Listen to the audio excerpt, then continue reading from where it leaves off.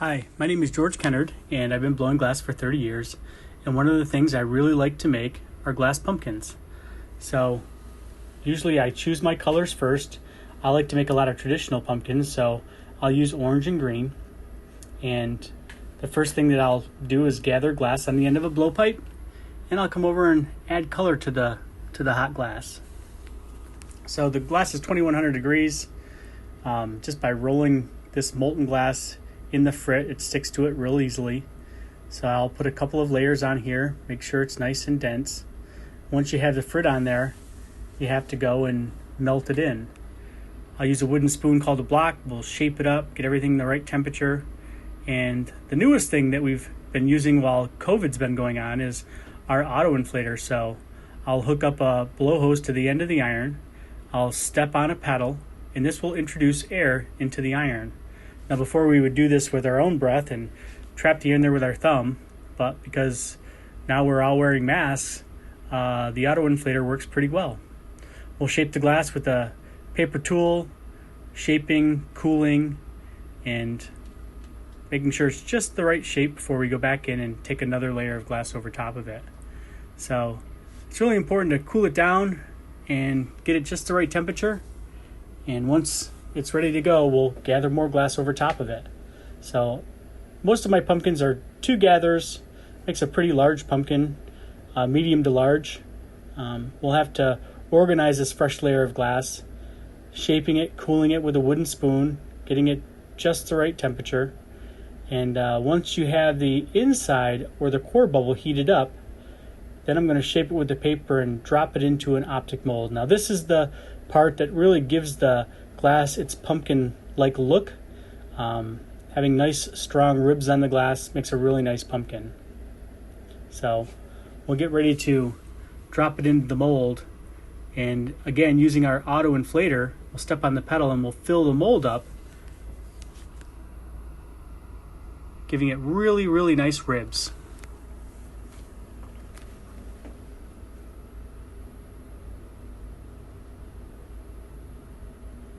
So the glass is very soft and malleable. We drop it into the mold. I'll step on the pedal. Really fills the mold right up. And once I have that impression, I'll immediately start to inflate it and blow it right up. So this is key, is to adding the right amount of air. Also using the metal jacks to squeeze in and separate the pumpkin from the blowpipe. This is the area where I'll actually end up breaking it free a little later on. Again, it's really important to make sure that it's just the right temperature. I'm going to take a quick reheat and add some more air. Now I also add a little bit of air to the bottom to leave it a little bit thicker so we can transfer it to the punty iron. And I really want to squeeze that down nice and tight so it'll break off there very easily.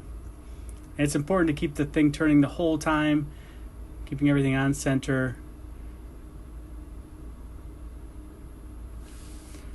Really want to make a nice big pumpkin, so adding just the right amount of air and not making it too thin.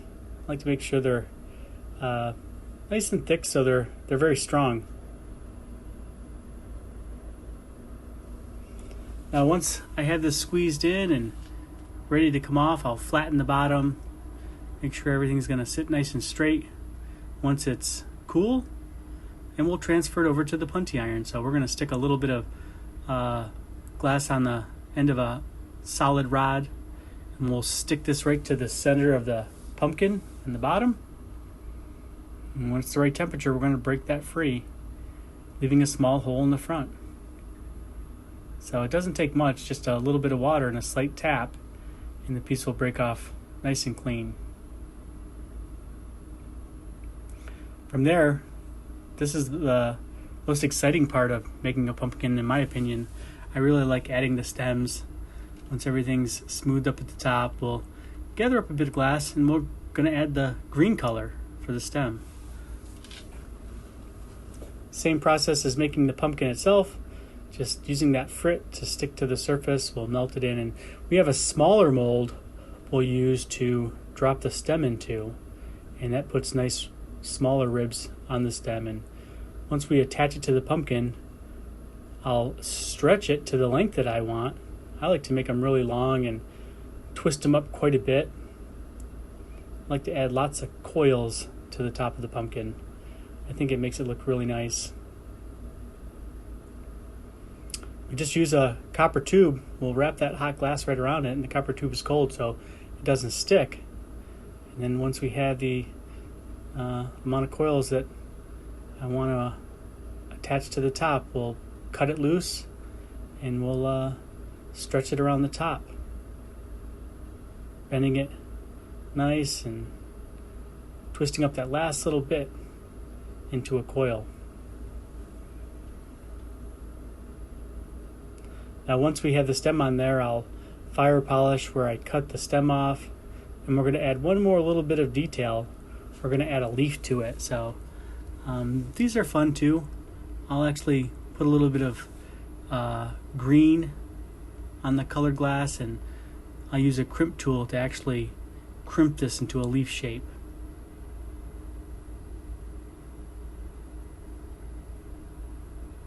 And once I crimp that, I stretch it and reattach it to the bottom of the stem. And that's pretty much it. Now I'll just make sure it's the right temperature, and we're going to break it off.